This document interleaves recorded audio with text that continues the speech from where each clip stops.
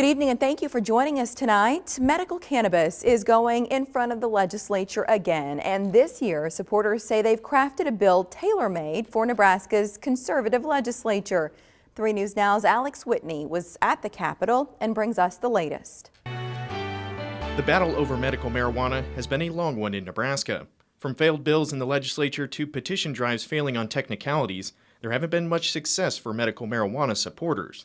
But what they lack in success, they make up for in persistence.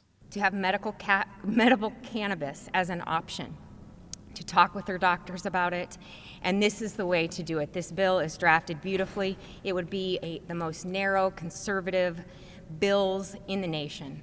Narrow and conservative are probably the best words that you could use to describe LB 588, the latest bill looking to legalize medical cannabis. Under the bill, patients would have to have one of a narrow set of diagnoses and written certification from a physician, and under the language of the bill, only 16 conditions qualify. That certification would need to be renewed every 90 days. For providers, any prescription must come with a physical examination and assessment for drug or alcohol abuse or a family history of mental illness.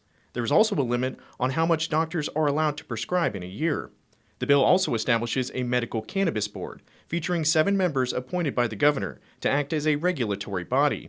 The bill will be coming in front of a much more conservative body than what it would have faced in 2022, but that isn't worrying the bill's introducer too much.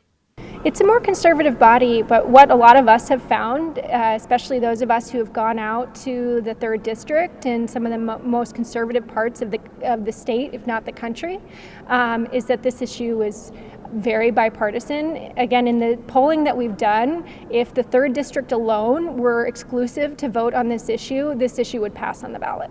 The bill isn't just a potential piece of legislation, but also an ultimatum for conservative senators.